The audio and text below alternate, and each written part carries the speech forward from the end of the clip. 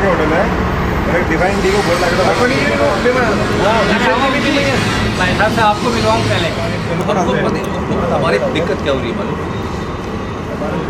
सूरज Europe से निकलता है, इसमें हिंदू मुस्लिम है, निकलता है ना।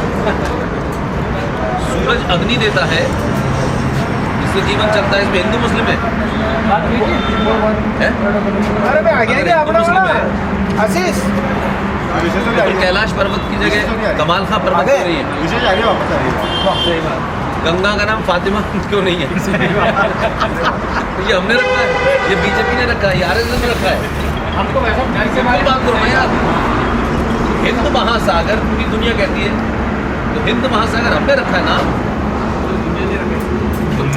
अनादिकाल से पहले से पता चल जाता है। हम आपका कार्यक्रम ओपन करवा के घर के मारे बाहर लगवाते हैं।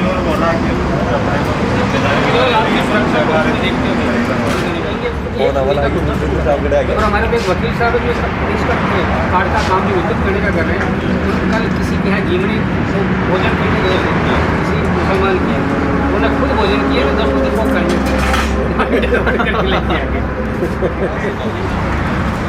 मेरा कैरियर 88 का है। मेरी पहली पोस्टिंग कश्मीर में, जब मैं बड़ा युवा मेरी आंखों के सामने हो गया। तो आपने विवेक न्यूज में देखा है ना। अरे भाई हमारे प्रयास में ही रहेगा कि आप राजस्थानी परंपरा से ही स्वागत करेंगे। वही है ये, जानो जानो ना, चाय बहुत बढ़िया बनाई, सब तारीफ कर रही है चाय की। बहुत मजा नहीं खुश रहिए। ये स्पेशल आशीर्वाद दिया आपको।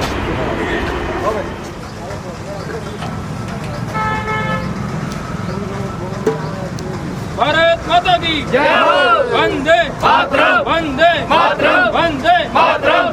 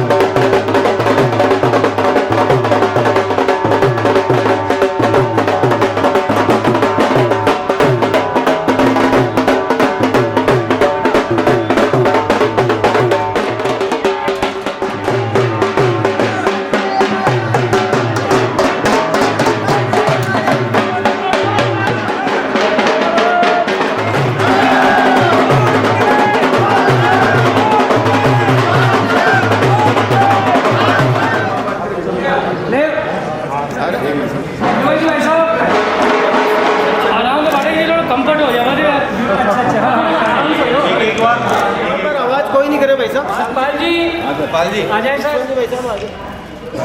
अब मातृशक्ति आगे आ जाए। हमारे मंच के सचिव साहब जी, अध्यक्ष डॉक्टर विनय सिंह चौहान, मंच के सचिव साहब आप हमारे मंच के सचिव हैं पवन जी जोशी साहब।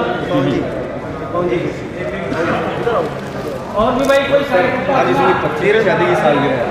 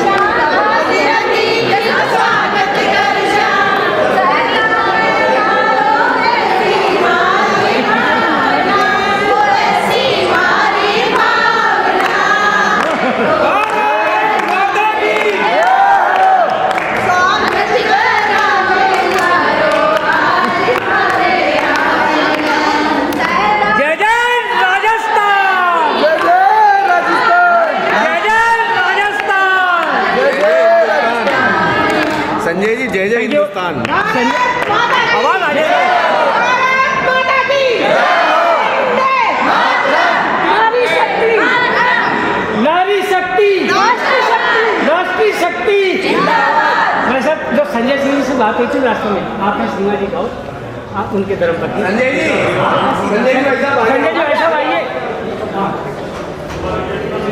बाकी सब अपनी सभ्यता को, अपनी संस्कृति को, अपनी सरोकारों को, अपनी मान्यताओं को, अपनी परंपराओं को जिंदा रखने के लिए सड़क पे नहीं निकलेगा। इस देश में हर रोज श्रद्धा, अंकिता, निकिता, रूपेश पांडे हो रहे हैं, होते रहेंगे। सरकार की अपनी एक लिमिटेशन है, कानून की अपनी एक लिमिटेशन है। जब समाज कायर और डरपोक हो जाता है तो चोर उठाई गिरे न सिर्फ श्रद्धा की हत्या करते हैं बल्कि सड़कों पे निकल करके इस देश की सत्ता और व्यवस्था को चुनौती देते हैं। पुलिस इस देश की मूक दर्शक इसलिए बनी रहती है कि पुलिस को वो अधिकार ही प्राप्त नहीं है, और क्योंकि मार्बल नगरी किशनगढ़ ज़िला अजमेर में आप लोगों ने मुझे कल अपनी बात रखने के लिए बुलाया है। कल 26 नवंबर है। कई सालों से पहले हम जानते थे कि 26 नवंबर भारत का संविधान दिवस है, और आप क्या कोइंसिडेंस देखिए कि इसी 26 नवंबर को पाकिस्तान द्वारा प्रायोजित भारत के कुछ नेताओं द्वारा मिल करके भारत की कॉमर्शियल नगरी, आप कह सकते हैं कि कसाब अंदर कैसे आया, तो ज़रूर कहीं चूक रही होगी। लेकिन मेरा मानना यह है कि हमारे यहाँ हर शहर में, हर गली में ये जो सर तन से जुदा करने की बीमारी है, सनातनी समाज क्योंकि एक लंबे समय से सोया हुआ है, और सनातनी समाज के ठेकेदार जो ये कहते हैं कि हमारा ये काम है, वही आपके और आपके परिवारों को और आपको मिसगाइड कर रहे हैं। और हमेशा ध्यान रखिए कि सनातनी समाज ने अनादिकाल से तर्कों का जवाब तर्कों से दिया है और हथियार का जवाब हथियार से दिया है। चाहे मर्यादा पुरुषोत्तम राम रहे हों, या भगवान कृष्ण रहे हों, या परशुराम रहे हों, लेकिन हमारे यहाँ एक लंबी फौज चाटुकारों की खड़ी की गई है। वो कथावाचक भी हैं, वो ठेकेदार भी हैं, वो राजनीतिक दल भी हैं, और अनंत हजारों लाखों की संख्या में गली गली हमारे यहाँ संगठन है। लेकिन कोई भी आपको वर्तमान स्थिति में तर्कों पे, तथ्यों पे कोई बात नहीं बताना चाहता, और वो चाहता है कि सनातनी समाज पिटता रहे, मरता रहे, और वो अपने संगठनों की, अपनी पार्टियों की रोटियां सेकते रहे। मैं और हमारे तमाम साथी पूरे देश में किसी राजनीतिक दल और किसी हिंदू संगठन से कोई हमारा संबंध नहीं है। हम अपनी बात साइंटिफिक तरीके से तथ्यों पर रखते हैं, रेफरेंस के साथ रखते हैं, और हमारी कोशिश है कि जिस दिन भी सनातन समाज का 10% पॉपुलेशन जग गई, तो जिनको शौक़ है तलवार से खेलने का और गर्दन काटने का, ये जहाँ से आए थे वहीं चले जाएंगे। लेकिन इसके लिए मुझे और आपको सरकार पर निर्भर नहीं रहना है। सरकारें दुनिया में हमेशा समाज पर निर्भर रहती हैं। एक भारत देश ऐसा है जहाँ भारत राष्ट्र सरकारों पर निर्भर है, और वो इसलिए है कि हम ये समझते हैं कि सरकार ही सब चीज़ की कुंजी है। हम हर चीज़ पे कानून बनवाते हैं, हर चीज़ पे मांग करते हैं। सरकारों के कानून बहुत उसको गवर्न किया जा रहा है। 1861 के कानून से आज भी एविडेंस एक्ट वही चल रहा है। तो हम झूठे भी हैं, लालची भी हैं और कायर भी हैं। अपने छोटे छोटे स्वार्थों से कि ये ब्राह्मण है, ये ठाकुर है, ये बनिया है, ये दलित है, ये अगड़ा है, ये पिछड़ा है, जो शक्तियाँ भारत की संस्कृति के खिलाफ अनादिकाल से रही हैं, उन्होंने कभी ये सोच के किसी यादव की, किसी बनिए की, किसी ठाकुर की, किसी ब्राह्मण की हत्या नहीं की। जब वो हत्या करते हैं तो वो सनातन संस्कृति के मानने वालों की करते हैं। ये जो जातियों का मामला है, बहुत कम लोग जानते हैं कि भारत के अंदर पहला जातिगत सेंसस, जनगणना अंग्रेज़ों ने कराई थी और हम आज भी उस बीमारी से ग्रस्त हैं। इसलिए समय की मांग है कि आप अपने पे भरोसा रखें, अपने माँ पे, अपने पिता पे, अपने भाई पे और आपके समाज।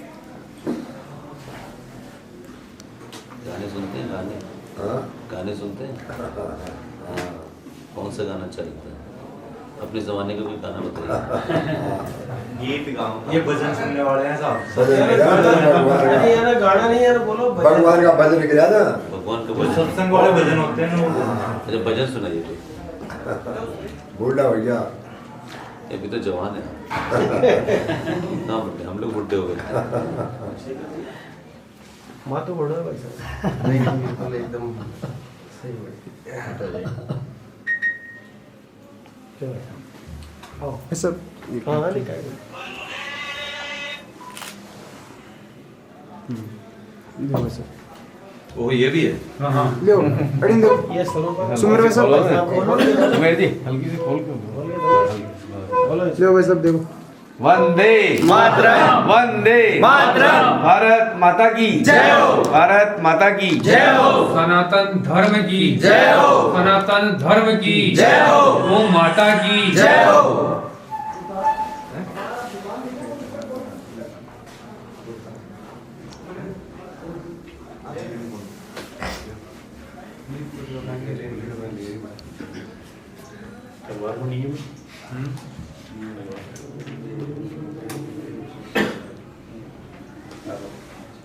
और ये सब हमारे गांव से ही है भाई।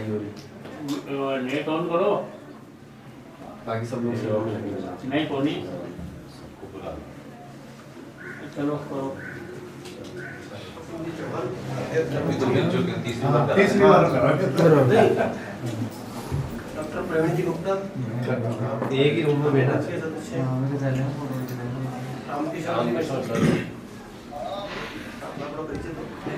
आकाश के जवाब तो मिले हैं यार।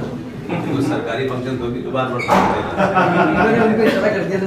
बाकी सब कार्यकर्ता पवन जी जोशी उनके सचिव हैं, सुरेश जी शारदा उपाध्यक्ष, धीरज जी सैनिक सह सचिव हैं, सारा प्रिंट मीडिया का सारा काम ये सब देख रहे हैं।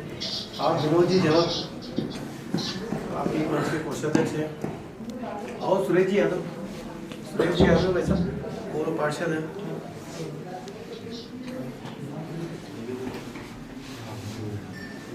एक तो हम भी जब वो मन की बात करते हैं उसको अच्छे समझते हैं ना। जब ये शास्त्र की बात की कमजोर हो जाती है उनके सामने, बस मैं मदद दे देता हूँ। परमात्मा है कोई 40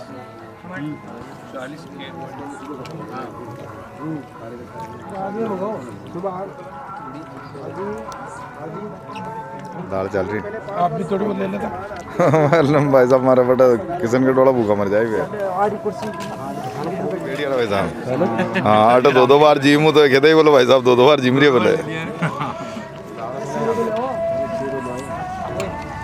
भारत माता की जय। वंदे मातरम। बात करवाना मेरी। जय हो भारत माता की जय हो। वंदे मातरम, वंदे मातरम, वंदे मातरम।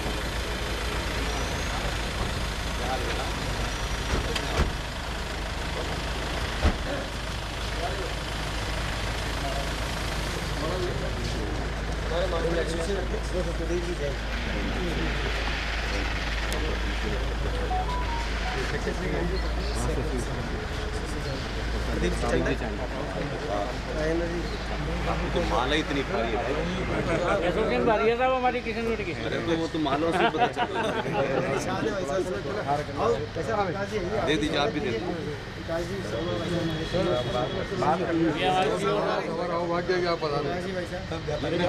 सीधी नहीं कर पा रहा हूँ, हटा दो।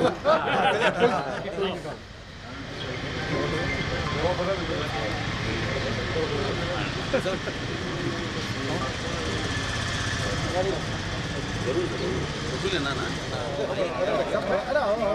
आओ भाई साहब, आज बात है कि आपसे बता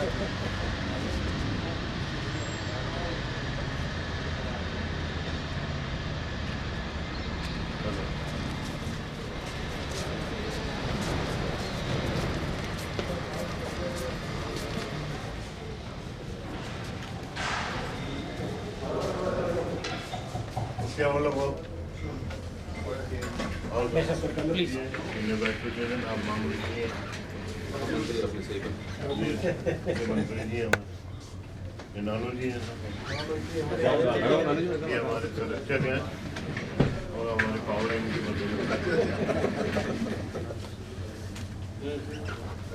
टीचर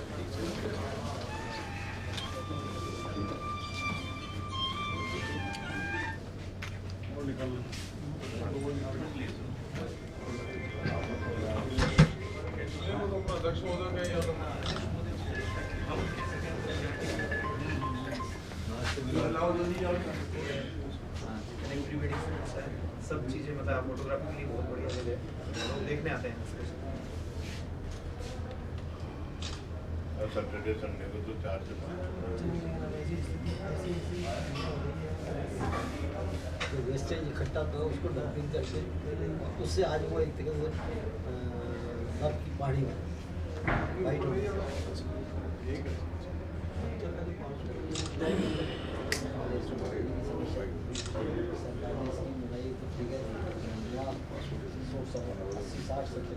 खड्डे करके उसमें डालना चालू किया। अब वो पहाड़ हो गया, पहाड़ डूबने से जो होता है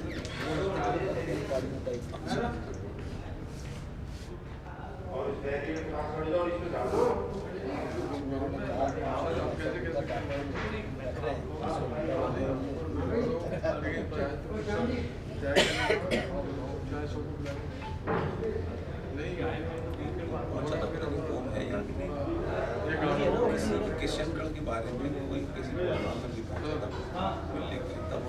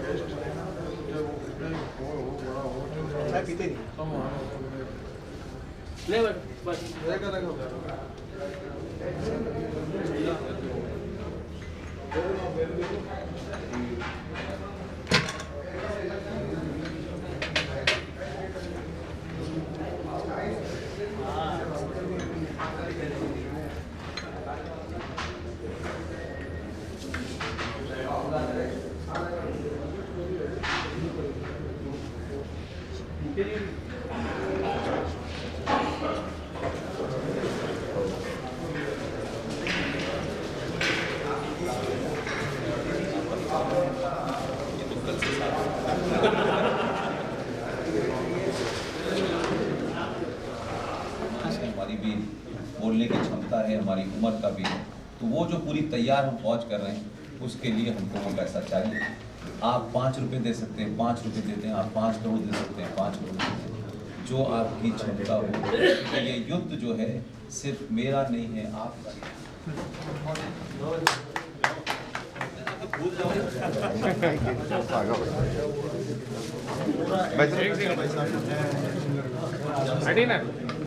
सीधे ऐसे खड़े हो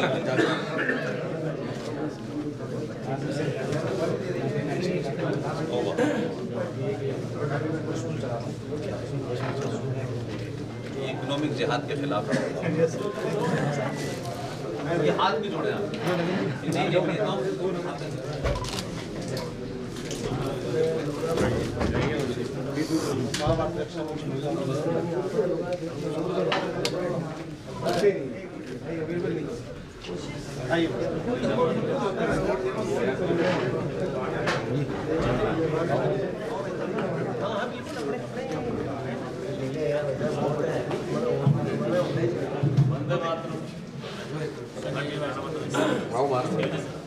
संजय जी भाई साहब बॉम्बे से।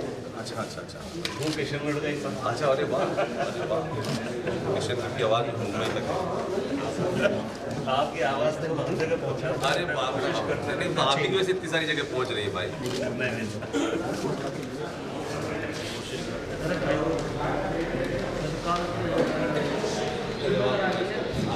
आपको शक्ति का इस्तेमाल किया है इसलिए आप हम कल सुबह गए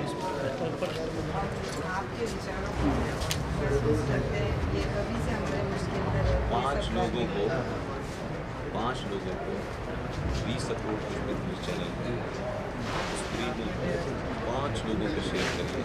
उसमें सुशील भी हैं, उसमें RSM भी हैं, उसमें GD भी है। जिसकी स्पीच लगी उसको शेयर करें। तो 5 लोगों तक जाना भी आपका बड़ा चले फिर अगर ये प्रोग्राम आपका 6 बजे होगा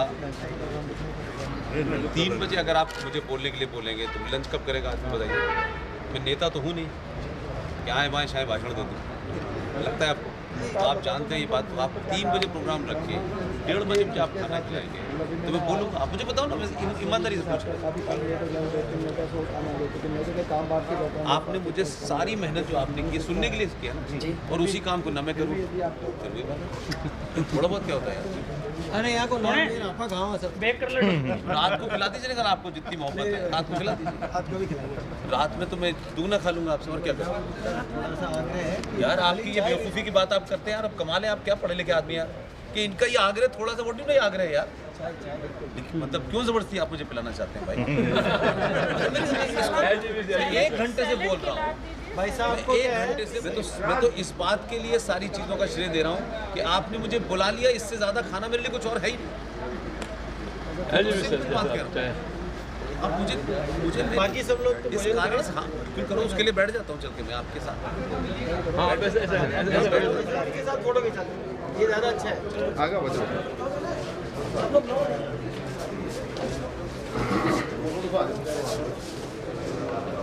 मैं दिखा आप लोग आप बताओ ऑडिटोरियम वगैरह नहीं बना ये सब भाई साहब की देन है।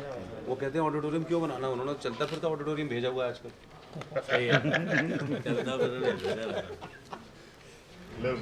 ले एक फोटो ले लीजिए भाई आ जाइए आ जाइए जो लेना चाहे सब ले लो सब भाई मैं यहाँ खड़ा दिल्ली नहीं इतना बड़ा कैमरा मैंने उनको वो कैमरा है उससे अच्छी तस्वीर आएगी आप ले लीजिए उससे। हो गए वेतन जी हो गई सर। पास संजय भाई साहब सबको बुला लो अपने सबको बुला लो। Thank you. एक आज शाम का आओ इधर। सब आ जाओ एक सब आ जाओ। वो अब आप कर रहे हो आप लोग क्या कहते हैं मुगलों की आप में तो रह गया सब।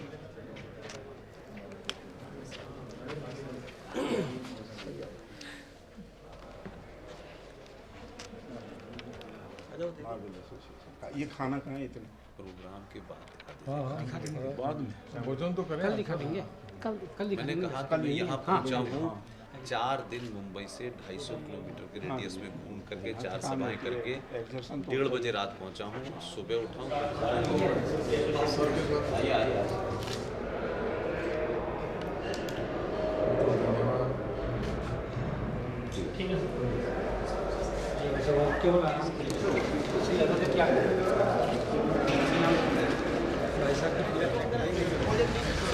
आपने बड़े हमारी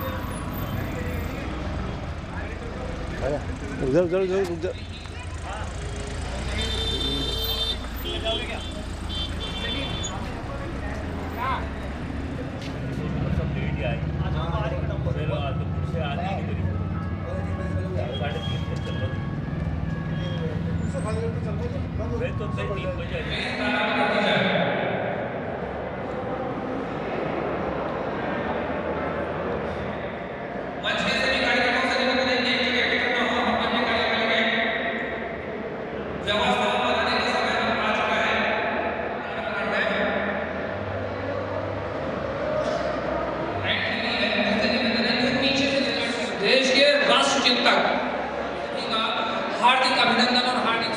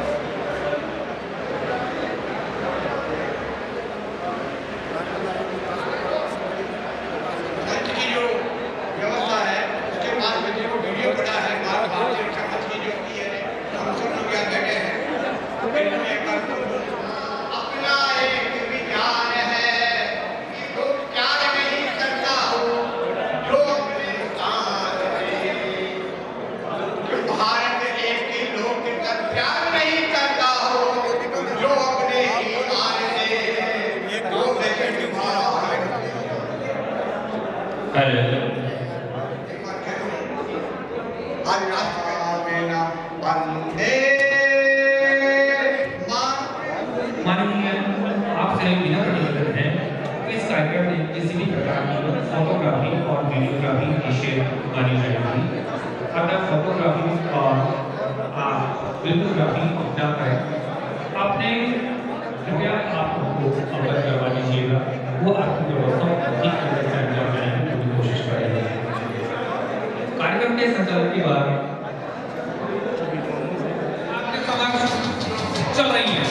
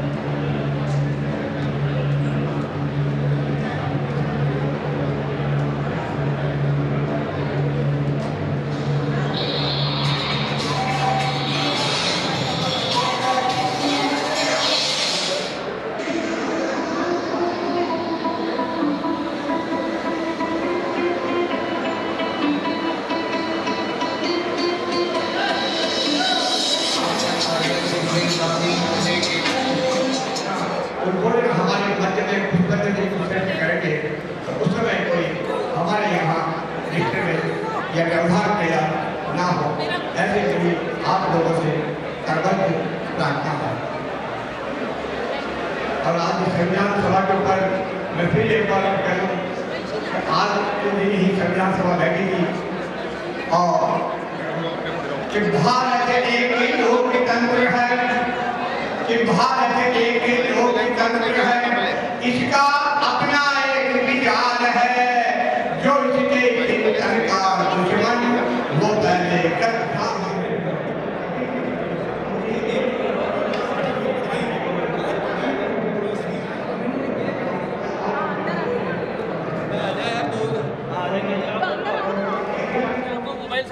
मोबाइल साइलेंट। हमारे 3 बजे क्लोज और आप मोबाइल साइलेंट कर दें।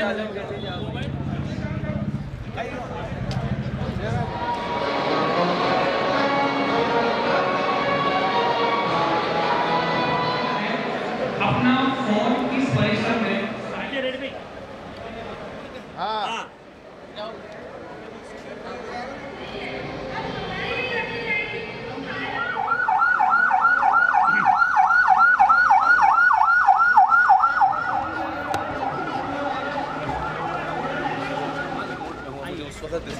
एलर्जी हो गई है इसलिए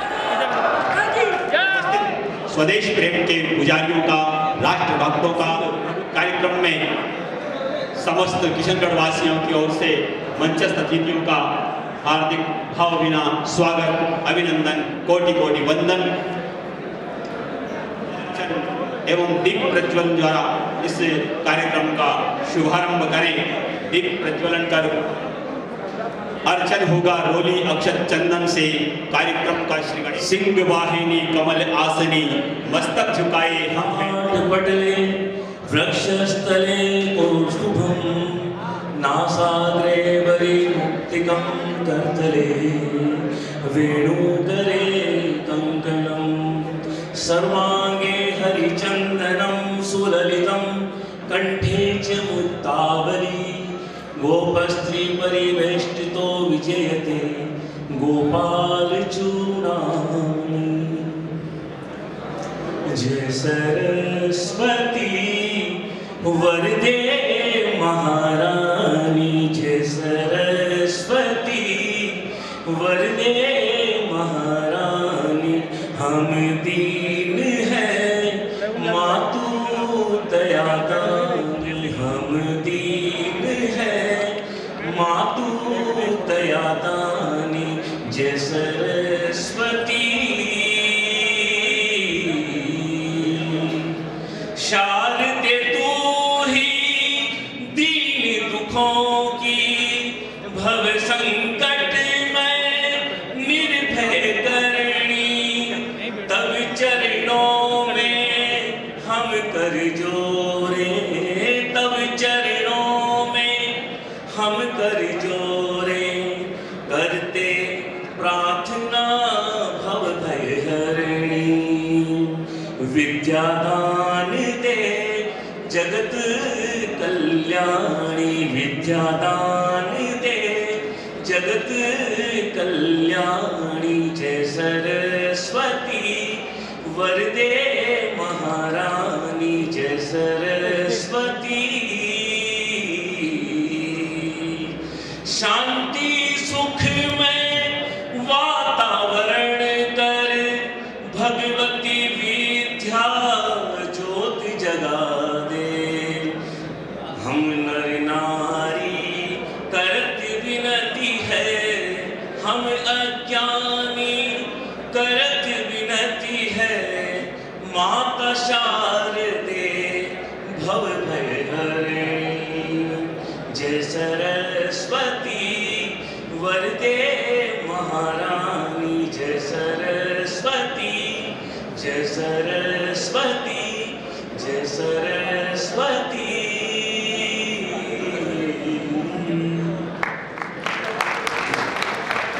बहुत ही सुंदर कोकिल कंठों से माँ वाग्देवी का वंदन राजेंद्र जी आचार्य के द्वारा हमारी भारतीय संस्कृति की परंपरा के अनुरूप अतिथि देवो भव, आचार्य देवो भव वेद वाक्यों का है ये सार।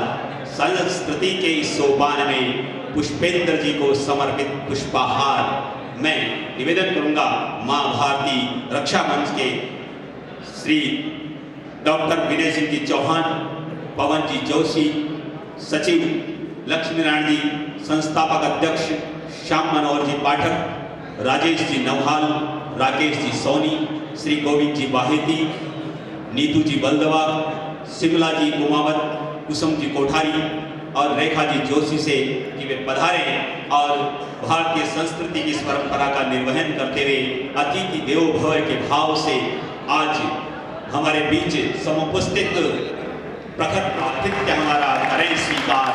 इन भावों के साथ मां भारती रक्षा मंच के समस्त सदस्यों के द्वारा समस्त किशनगढ़ के नागरिकों की ओर से भावभीना स्वागत अभिनंदन पुष्पेंद्र जी कुलश्रेष्ठ साहब का।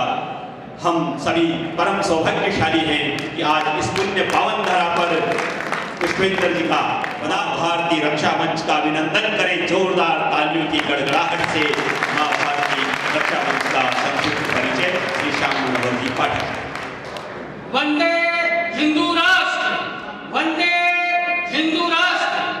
सम्मानित मंच, मां भारती रक्षा मंच का जन्म आज से 9 वर्ष पूर्व सन 2013 संवत ज्येष्ठ शुक्ल त्रयोदशी संवत 2071 में हुआ था और किशनगढ़ वासियों के लिए मां भारती रक्षा मंच एक शैशवावस्था से गुजरता हुआ आज यहाँ तक आया। बहुत सारे कार्यक्रम भी मां भारती रक्षा मंच ने अपने भारत माता के लिए, इस देश के लिए किए हैं, जिसमें आप सभी विदित हैं। हमारी मशहूर जो है तिरंगा रैली, शहीदों की शहादत पर निकाली गई रैली और शहीदों को लेकर जितने भी कार्यक्रम किए जाते हैं वो मां भारती रक्षा मंच के तत्वाधान में किए गए हैं। इस का गठन किस सोच और किस विचारधारा को लेकर के किया गया था, वो हस्ती, वो प्रखर ओजस्वी वक्ता आज हमारे बीच हैं। इन्हीं को देख करके, इन्हीं की विचारों को सुन करके हम लोगों ने मां भारती रक्षा मंच की स्थापना हिंदू राष्ट्र की जागरण के साथ, कल्पना के साथ, हिंदू राष्ट्र के स्वभू प्रणेता शिवाजी, सरदार शिवाजी के नाम जन्मदिन के रूप में की थी और आज ये बहुत सारे कार्यक्रम कर रहे हैं। मैं इसके अंतर्गत आप जानते हैं भारत भूषण जी, एडवोकेट विजय जी पारिक, राजेश जी नवाल, अश्विनी जी परिहार के नेतृत्व में बहुत सारे कार्यक्रम हुए, उसे मैं गिना नहीं सकता। एक परिचय जो आप लोगों के सामने, जो प्रतिमूर्ति, जो ओजस्वी वक्ता, जो प्रखर नेता, जो राष्ट्र चिंतक बैठे हुए हैं, उनका बताऊं। नाम पुष्पेंद्र जी कुलश्रेष्ठ, जन्म जो है दिसंबर 1960 में हुआ था और आपकी स्कूलिंग ताहिर सैफुद्दीन स्कूल अलीगढ़ उत्तर प्रदेश से हुई थी। आपने कॉलेज जी अलीगढ़ मुस्लिम यूनिवर्सिटी से की थी। आप अपने कैरियर की शुरुआत एडिटोरियल मैनेजर और इंडिया से हेड के पद पर आज न्यूज पाकिस्तान से की।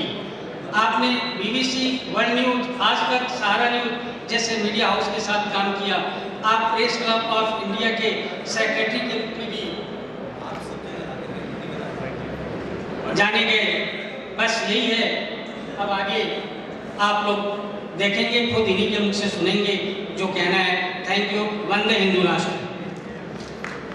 कौन हिंदू है जिसे इस सिंह पुरुष मां भारती के लाल पर नाच। सुदेश जी शारदा, दौलत जी सोनी, विनोद जी झमर, धीरज जी सैनी, विशेष जी कुमावत और विजय जी पारिक एडवोकेट पधारें और स्मृति चिन्ह प्रदान करें। हम भारत के भरत फैलते शहरों की संतान से, कोई देश नहीं दुनिया में बढ़कर हिंदुस्तान से। पुष्पेंद्र जी को भेंट करें और साथ में किशनगढ़ की बनी ठनी जो अंतर्राष्ट्रीय स्तर पर हमारे किशनगढ़ की कीर्ति पताका फहराती है, वो पुष्पेंद्र जी को स्मृति चिन्ह के रूप में प्रदान करें। निश्चित रूप से ये स्मृति चिन्ह इस भव्य सुंदरतम कार्यक्रम की ये याद आपके स्मृति पटल में सदैव अंकित करता रहेगा। इन भावों के साथ माननीय को ये स्मृति चिन्ह मां भारती के द्वारा प्रदान किया गया। मैं निवेदन करूंगा जब तक प्रसन्न यह अनल सगुण हंसते रहे, है जहां खड़ग सब पुण्य वहीं बसते हैं। तलवार पुण्य की सखी धर्म पालक है, लालच पर अंकुश कठिन लोभ शालक है। असी छोड़ भीरु बन जाए धर्म सोता है, पातक प्रचंडतम वहीं प्रकट होता है। कि धार धार तलवार से बार बार करके प्रहार, राष्ट्र विरोधी ताकतें को करते हैं संहार। आइए उस पराक्रमी पुरुष पुष्पेंद्र जी को भेंट करें तलवार। इन भावों के साथ संस्कृति के संवाहक बनकर राष्ट्र में सनातन संस्कृति का संरक्षण, संवर्धन एवं राष्ट्र रक्षार्थ नवजागरण के दूत बनकर भारतीय संस्कृति की कीर्ति पताका फहराकर भारत माता को पुनः विश्व गुरु के पद पर प्रतिष्ठित करने का संकल्प लेकर जननी जन्मभूमिश्च स्वर्गादपि गरीयसी के भावों से ओतप्रोत हिंदुत्ववादी एवं राष्ट्रवादी विचारधारा के दैदीप्यमान दिशा प्रदान करें। श्री पुष्पेंद्र जी राष्ट्रवाद का संप्रनाद करते हैं। जिस उल्लास उत्साह और जोश से उन्हें मुखार भरकर आमंत्रित करें। वंदे मातरम के ओजस्वी उद्घोष से वंदे मातरम, वंदे वंदे वंदे भारत माता की। आप सबका बहुत बहुत धन्यवाद।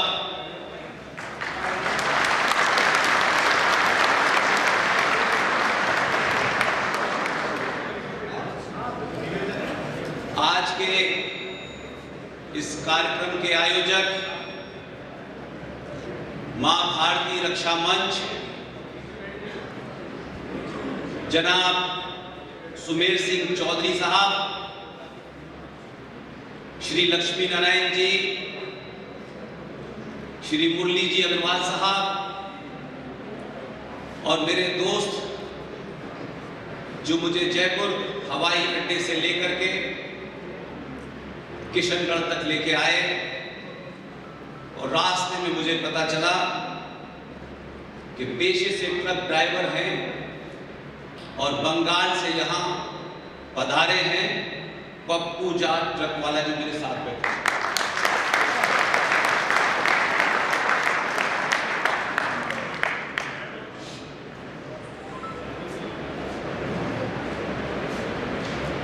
आप सब एक बात से बखूबी वाकिफ हैं, 100 करोड़ लोग हों या 100 लोग हों, मैं किसी के बुरा मानने की चिंता नहीं करता।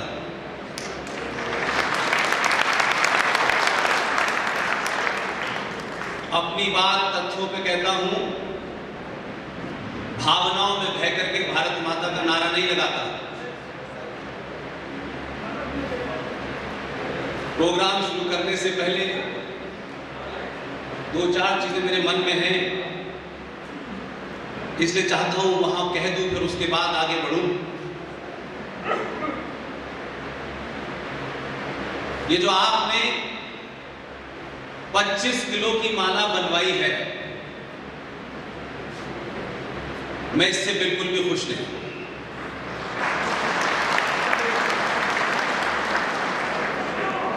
ये ध्यान में रखिए, ये किसी नेता का, किसी मंत्री का पद का प्रोग्राम नहीं है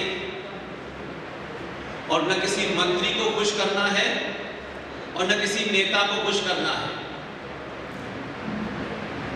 ये शुद्ध रूप से राष्ट्रवादियों का प्रोग्राम है जिसमें कोई फॉर्मेलिटी नहीं होनी चाहिए।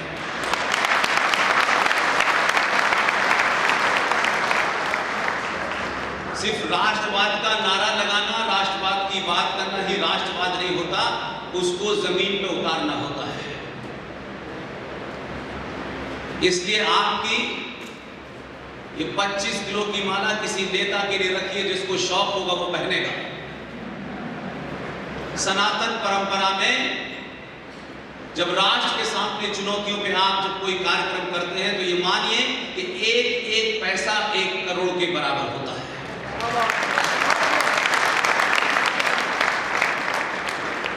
इसलिए मैं यहां मंच पे खड़ा हूं तो मैं ये नहीं कहूंगा कि आपने अच्छा काम किया।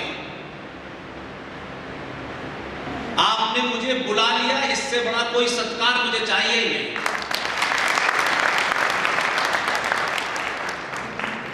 और दूसरी बात, आपने मुझे किशनगढ़ बुला लिया, वो भी राजस्थान बुला लिया, ये बहादुरी की दूसरी बात।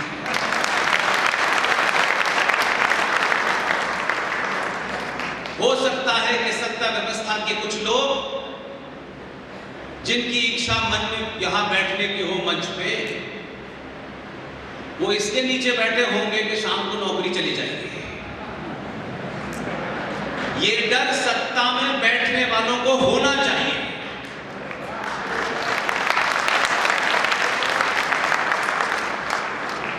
इसलिए बंगाल से आए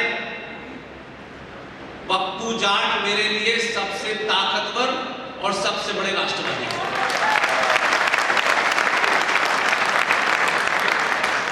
इसलिए मैंने आयोजकों से कहा कि यहां कोई ज्ञानी महाज्ञानी कोई बड़े पद वाला भी हो, क्योंकि यहां कोई पद की लाइन नहीं लग रही है। सनातन परंपरा में ज्ञान की पूजा होती थी, वो ज्ञान रिक्शे वाले के पास हो तब भी पूजा होती थी, लेकिन हम लंबे कालखंड से ऐसे हालात में रहे कि हमने पद पे, जो बड़े पद पे बैठा है, ये समझ लिया कि वो यही ज्ञानी है, जबकि हमारा एक्सपीरियंस ये कहता है कि जो जितने बड़े पद पे बैठा होता है वो महाज्ञानी नहीं, महामूर्ख। इसलिए समाज जब अपने बीच लोगों का सम्मान पद के कारण करता है, समझ लीजिए कि फिर वो समाज समाप्त हो गया। इसलिए मेरी विनती है, जगह जगह मैं ये बात कहता हूं, किशनगढ़ के लोगों ने मेरी बहुत सारी बातें सुनी, शायद ये बात नहीं पहुंची। जब भी आप ये फंक्शन करें, और हम जैसे बहुत सारे लोग जो इस देश में अपनी बात रख रहे हैं, आप उनके सत्कार में सिर्फ तुलसी का पौधा दे दें, यही सनातन की निशानी है।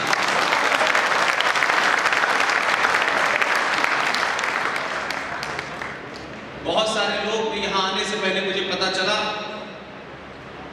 जयपुर से, अजमेर से, भीलवाड़ा से, उदयपुर, गुजरात, जालौन, ब्यावर, मुंबई, दिल्ली, भीमताड़गढ़, इन तमाम जगह से आए हैं। मैं उनका भी तहे दिल से स्वागत करता हूं। मुझे तलवार बांटी आपने, क्या सोच के बांटी?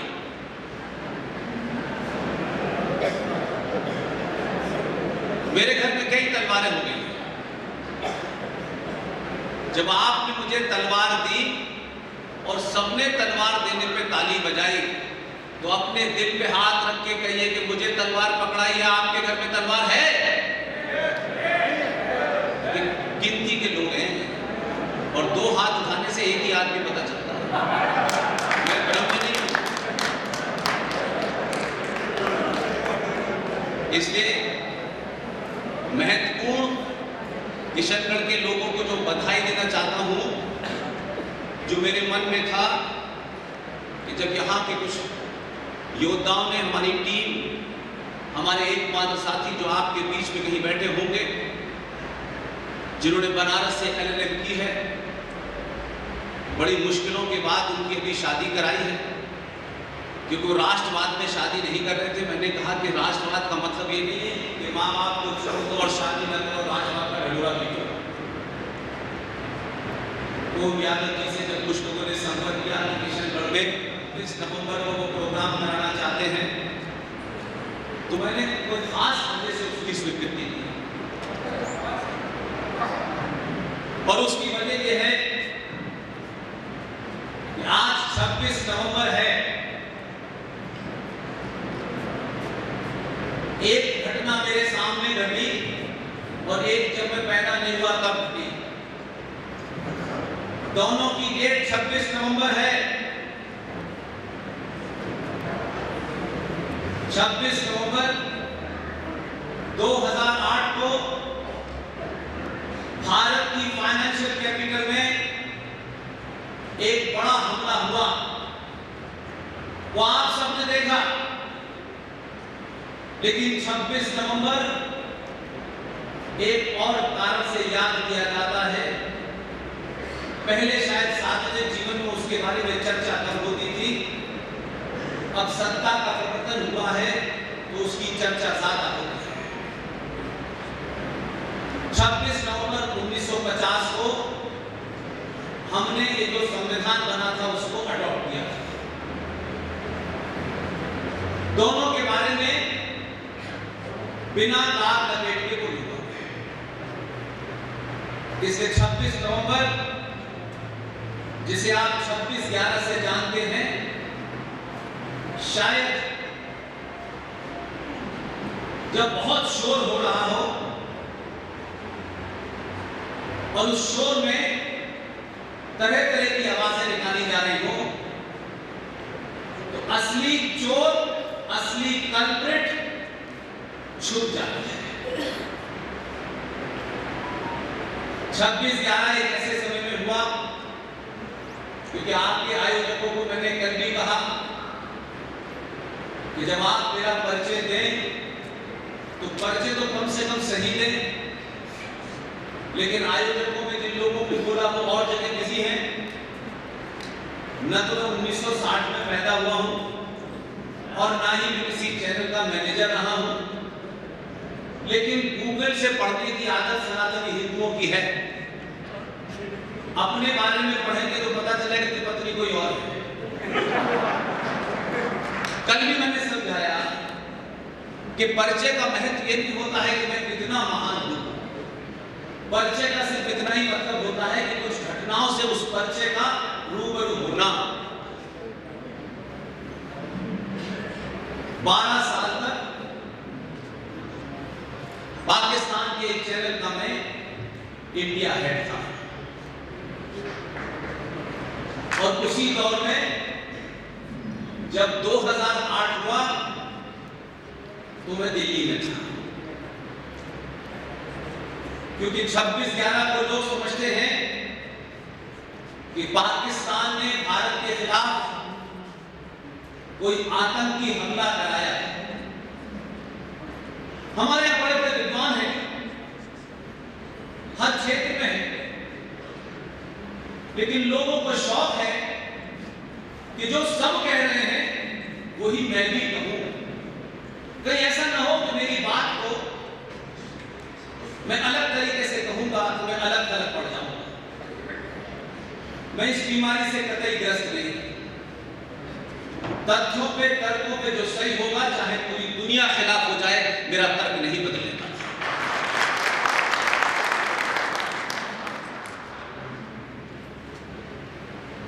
सत्ता में 2008 में जो भी डिस्पेंसेशन था, उनको सत्ता में रहने के लिए एक मुद्दा चाहिए और उस मुद्दे में जितने भी भारत सरकार के इंस्टीट्यूशन, संस्थान थे, उनका खुल के इस्तेमाल हुआ। लिहाजा जब लोग ये कहते हैं कि 26/11 पाकिस्तान का षड्यंत्र था, ठीक है, विदेशी ताकत को आपको कहना है, कहिए। लेकिन अगर अपने घर के लोग, अपने देश के लोग किन्हीं कारणों से उस पूरी साजिश में शामिल हैं, तो अगर उन्हें बेनकाब नहीं करेंगे तो ये घटना फिर दोबारा होगी। इसलिए जो लोग इसको पार्टी पॉलिटिक्स से समझते हैं, मेरी कोई पार्टी नहीं है, कोई संगठन नहीं है और ना ही जीवन में कोई इस किस्म की ख्वाहिश है कि किसी पार्टी को ज्वाइन करना है, न मेरे मूल में है। और मैं बार बार कहता हूं कि अगर संगठन, पार्टी, देश और राष्ट्र में से कभी भी चुनने के लिए आपके सामने ये चुनौती हो, तो मैं आपसे कहता हूं कि अगर हजारों साल तक जिंदा रहना है तो सबको छोड़ दीजिएगा और राष्ट्र को चुन लीजिए। इसलिए इस सफर में न कोई बाधा है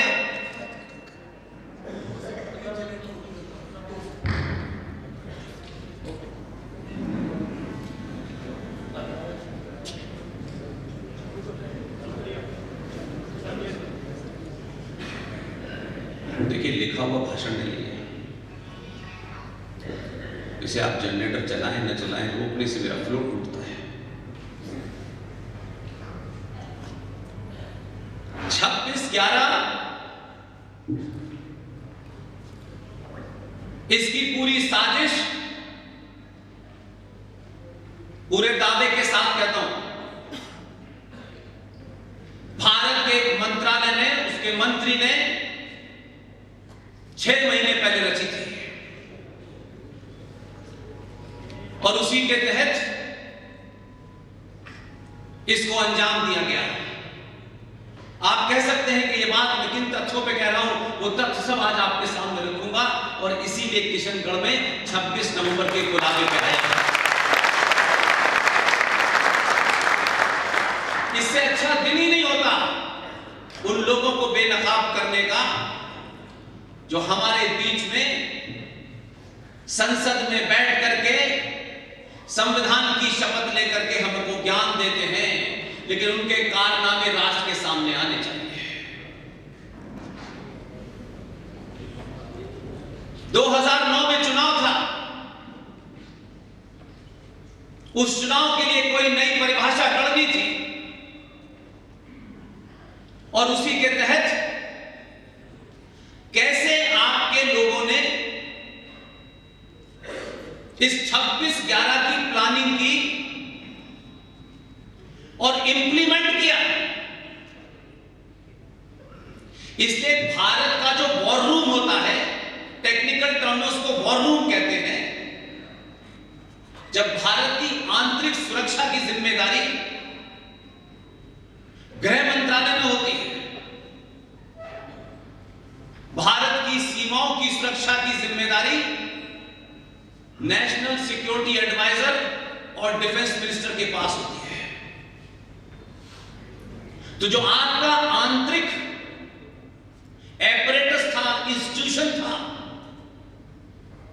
उसको कितनी खूबसूरती से इंगेज किया गया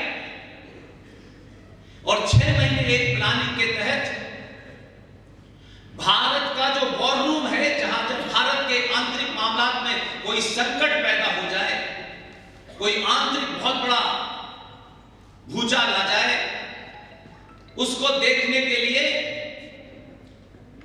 होम सेक्रेटरी नंबर 1 होता है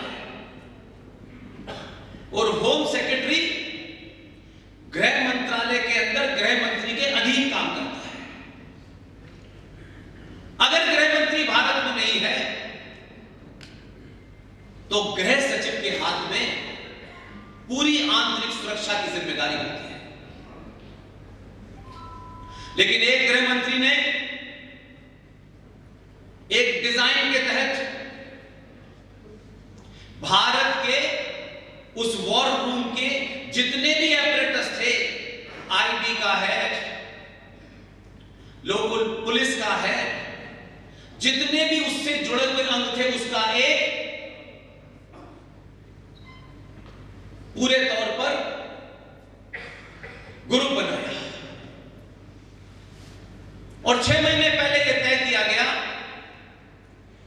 कि भारत और पाकिस्तान के बीच में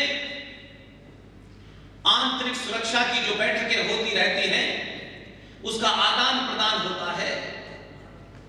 भारत के गृह सचिव और उनके साथ जितने भी नीचे एपरेटस के बॉसेस थे, सबका एक ग्रुप बनाया गया और तय किया गया कि 24 नवंबर को वो पाकिस्तान में बैठ करके पाकिस्तान के काउंटर पार्ट से बातचीत करके आंतरिक सुरक्षा के बारे में कुछ चीजों का आदान प्रदान करेंगे। उनकी विजिट 24 और 25 नवंबर की थी। उनको 25 तारीख की रात में आना था। उसी मीटिंग में एक बहुत इंपॉर्टेंट आदमी, जिसका नाम सार्वजनिक मंचों से नहीं लेता हूं, ये उनके जीवन से जुड़ी हुई बात है, लेकिन उनके बारे में कुछ बातें सार्वजनिक है, बिना नाम लिए भी आप समझ जाएंगे। वो भी उसमें थे मीटिंग हुई इस्लामाबाद में, 25 को मीटिंग हुई इस्लामाबाद में, और फिर डेलीगेशन को भारत वापस आना था। लेकिन चीजें इस तरह से तय की गई थी, न उधर वालों को अंदाजा था न इधर वालों को अंदाजा था। और फिर कहा गया कि इस्लामाबाद से 35 किलोमीटर की दूरी पर एक पहाड़ी है, खूबसूरत पहाड़ी है। वहां की सरकार ने कहा भारत के डेलीगेशन से कि हम चाहते हैं कि पाकिस्तान की मेहमान नवाजी का आप एक मौका हमें और दें, और बहुत ऊंचाई पे जो पहाड़ी है वहां हम चाहते हैं कि एक दिन रुकें आप और हमारी मेहमान नवाजी का लुत्फ उठाएं। और पूरा डेलीगेशन सिवाय एक आदमी को छोड़ करके कि उनको कुछ हल्का सा इसमें ठीक नहीं लगा, उन्होंने 25 तारीख को ही भारत आने की मंशा जाहिर की, उन्हें मना कर दिया गया। फिर भी वो रात में तमाम दबाव के बावजूद भारत वापस आ गए। उनकी विडंबना देखी कि वो जानते थे, लेकिन इतनी बड़ी बात इतने कम समय में नहीं कह सकते थे। भारत का वो डेलीगेशन इस्लामाबाद से 35 किलोमीटर की दूरी पर एक पहाड़ी पर एक हिल स्टेशन है जिसका नाम है मरी, जहां जाने के बाद जितने भी कम्युनिकेशन के apparatus थे सब जाम हो जाते हैं। और उसी दिन जब 26 तारीख को भारत का डेलीगेशन पाकिस्तान के मरी में बैठा था, उसी वक्त भारत की राजधानी दिल्ली में पाकिस्तान का फॉरेन मिनिस्टर दिल्ली के मेरिडियन होटल के सामने महिलाओं के प्रेस क्लब में बातचीत कर रहा था। इस स्थिति में कोई ये नहीं कह सकता कि ये फूल प्रूफ प्लानिंग किसने रची है। इत्तेफाक से उस जगह मुझे मौजूद होना था कि उस मुल्क के फॉरेन मिनिस्टर आए हुए थे, मैं वहां मौजूद था। किसी ने आकर के कान में फॉरेन मिनिस्टर के कहा ऐसा कुछ हो गया है। उन्होंने इस किस्म का इंप्रेशन दिया कि जैसे उनको कोई बड़ी सरप्राइजिंग बात पता चली।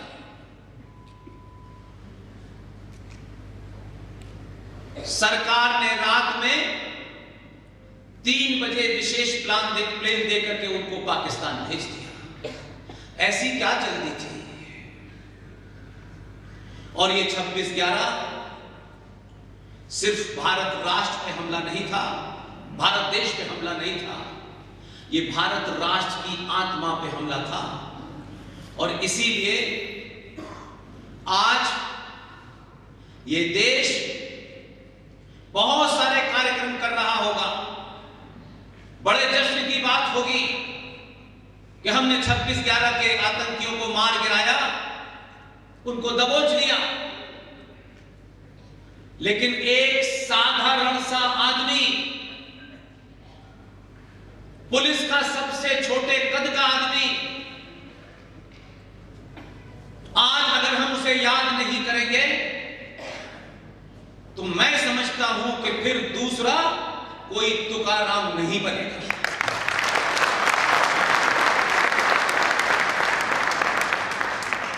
इस सब के बावजूद के प्लानिंग बड़ी स्ट्रॉन्ग की थी। इस सब के बावजूद जब मुंबई में ऑपरेशन हो रहा था, वो कौन नेता था जो टेलीफोन से करकरे से बात कर रहा था? किस हैसियत में बात कर रहा था? वो तो गृह मंत्री भी नहीं था, क्योंकि उस भेड़ चाल में किसी ने यह नहीं पूछा कि करकरे गाड़ी में आगे बैठे थे, उनके कंधे पे गोली कहां से लगी। दुनिया में जितनी भी ऐसी कॉन्स्पिरेसीज हुई हैं, उसमें कॉन्स्पिरेटर बहुत दूर होता है, जिसको इंप्लीमेंट करना होता है उसी को मिटा दिया जाता है। महज इत्तेफाक है कि यह सोचा नहीं था किसी ने कि तुकाराम मोहम्मद कसाब को पकड़ लेगा जिसके हाथ में कलावा बंधा हुआ था। कसाब ने अपनी मशीन गन से सारी गोलियां तुकाराम के पेट में उतार दी, लेकिन तुकाराम ने उसको जिंदा पकड़ लिया। और फिर बात की कहानी आप सबको पता है। उसके फौरन बाद बहुत छोटा सा अदना सा आदमी जो किसी कैंटीन का मैनेजर हुआ करता था, जो किसी उर्दू अखबार का एडिटर बना दिया गया था, इस घटना के मात्र 2 महीने के अंदर ही